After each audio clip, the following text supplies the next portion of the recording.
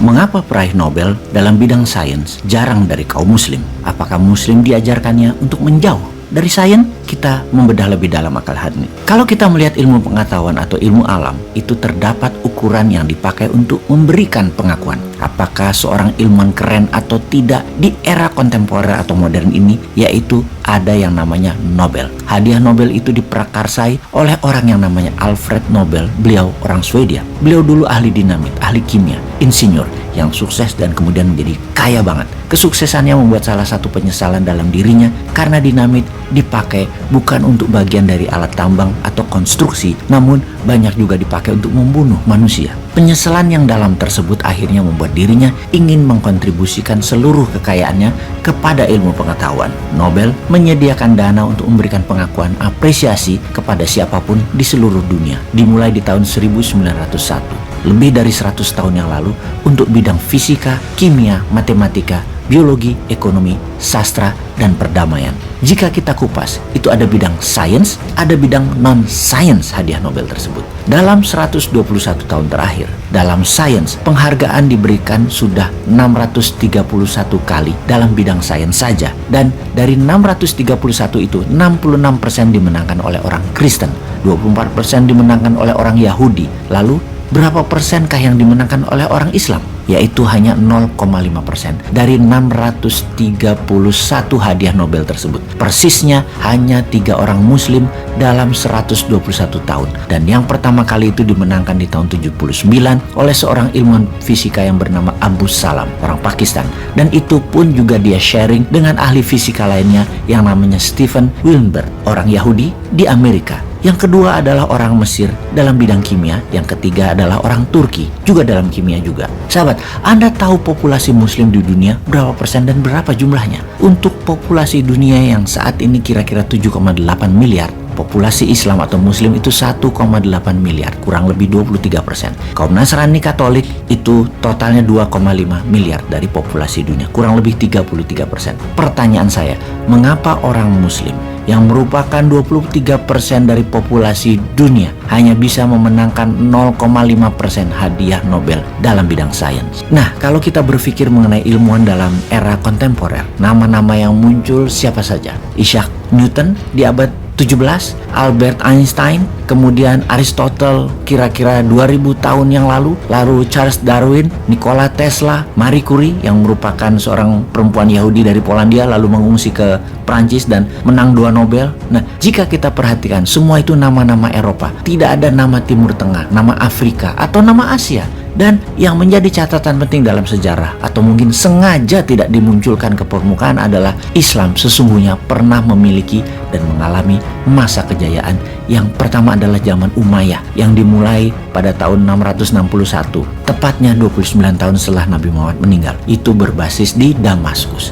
Itu diprakarsai oleh orang yang namanya Muawiyah yang menjadi awalnya seorang gubernur tapi menjadi sangat berkuasa. Bahkan ada teori mengatakan kekuasaan Muawiyah di zaman Khalifah pertama adalah Abu Bakar itu sangat berkuasa dan dianggap lebih berkuasa daripada kekuatan spiritual yang dipegang oleh Umar dan Utsman sebelum Ali mengambil alih. Tapi kejayaan zaman Umayyah hanya berkuasa kurang lebih 90 tahun dan diambil alih oleh teman-teman dari Persia yang menamakan dirinya Abbasid atau disebut dengan nama Abbasiyah. Abbasid atau Abbasiyah ini berkuasa selama 500 tahun dari tahun 750 sampai tahun 1258 kira-kira. Dalam 500 tahun ini ratusan ilmuwan hadir. Mungkin kita tidak menyadari bahwa 2/3 dari nama-nama bintang yang ada di galaksi kita Milky Way atau galaksi Bima Sakti itu adalah nama-nama Arab dinamakan oleh ahli astronomi yang hidup di era Abbasiyah selama 500 tahun tersebut. Lalu ada orang yang namanya Ibnu Sina. Beliau menulis karya yang namanya The Canon of Medicine yang menjadi basis untuk ilmu kedokteran untuk bukan hanya Timur Tengah dan era Islam tapi sampai abad ke-19 Eropa. Ada yang namanya Al-Biruni. Al-Biruni ahli trigonometri yang menemukan teori untuk mengukur panjang lingkar planet bumi di abad 9 dan 10 itu. Mereka sudah menemukan bahwasanya lingkar bumi itu 40.000 km. Fast forward ya ke 1000 tahun kemudian, ternyata akurasinya itu cuma off di bawah 1%. Hal tersebut ternyata sudah ditemukan 1000 tahun yang lalu oleh Al-Biruni. Ada juga yang namanya Al-Khawarizmi. Beliau adalah ahli matematika.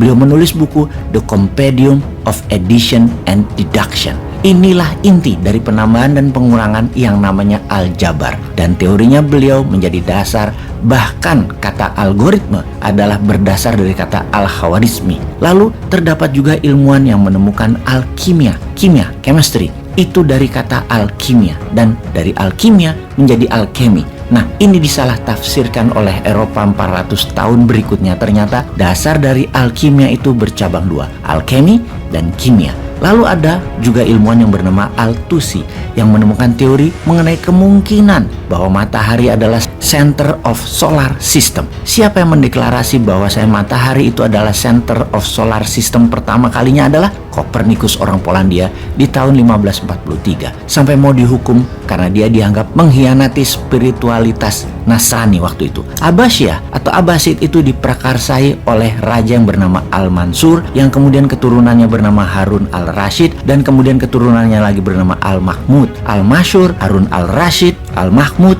mengumpulkan karya-karya yang ditempatkan di Baitul Hikmah atau di House of Wisdom. Tapi hebatnya, mereka mengumpulkan karya-karya dari seluruh dunia, dari zaman Aristoteles sampai zaman Romawi sampai Tiongkok, dan jangan lupa di abad 89 itu juga bersama dengan kejayaan dinasti di Tiongkok yang bernama dinasti Tang. Dinasti Tang menemukan kertas yang digunakan untuk menulis dan akhirnya digunakan untuk memprinting uang. Ratusan ilmuwan itu muncul dalam 500 tahun, dan yang hebat, kerukunan dan keterbukaan itu sangat dikedepankan oleh para raja tersebut. Mereka mengundang orang Yahudi, orang Kristen, orang Islam, bahkan ateis. Bahkan ada pemimpin Baitul Hikmah tersebut atau di House of Wisdom tersebut adalah orang Kristen. Selama mereka mengerti substansinya Baitul Hikmah itu apa, hak itu bisa diargumentasikan bahwa di zaman Abbasiyah itu adalah zaman pertama di mana meritokrasi dikedepankan. Tidak perlu warna kulitnya apa, agamanya apa, yang penting tepat,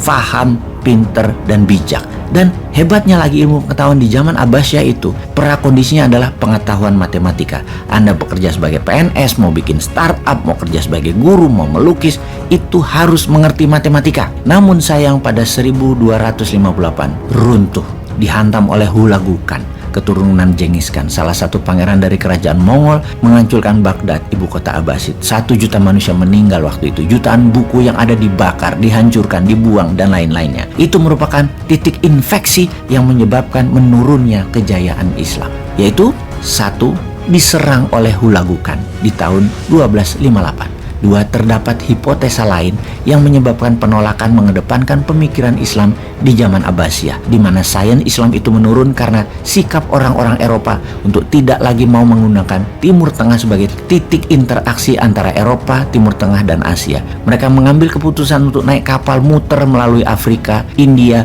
untuk menuju Asia mencari rempah, sehingga dianulir kepentingan untuk lewat Timur Tengah. Ini merupakan kemungkinan kedua bahwa kejayaan Islam itu menurun secara drastis karena hal itu. Ketiga, ditemukannya mesin cetak di Eropa di abad 15 di Jerman. Mesin cetak kertas ini menjadi game changing karena mesin cetak mereka bisa memes produksikan tulisan-tulisan tersebut hingga proses belajar Eropa jauh lebih cepat daripada Asia ataupun Timur Tengah. Dan 4, ada seorang filsuf yang namanya Hamid Al-Ghazali yang mengedepankan pemikiran bahwasanya revolusi atau wahyu atau spiritual itu jauh lebih penting daripada investigasi rasional. Kalau disederhanakan, peribadatan lebih penting daripada amalan duniawi. Jadi, ini adalah 4 kemungkinan atau sebab mengapa zaman Islam itu tiba-tiba menurun. Selanjutnya, era zaman Ottoman yang dimulai 1299 dan berakhir di 1922, 700 tahunan. Kesultanan yang ada di Ottoman itu hancur setelah Perang Dunia Pertama berakhir, yaitu di tahun 1918. Tapi bedanya di zaman Ottoman,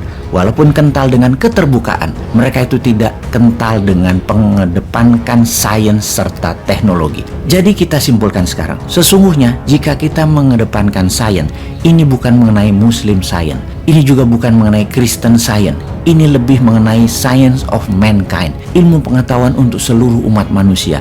Untuk itu kita harus segera membangun House of Wisdom, Baitul Hikmah yang baru, berbasis keterbukaan, kesetaraan, tidak mengkotak-kotakan manusia, dan pastinya membuka hati selapang-lapangnya.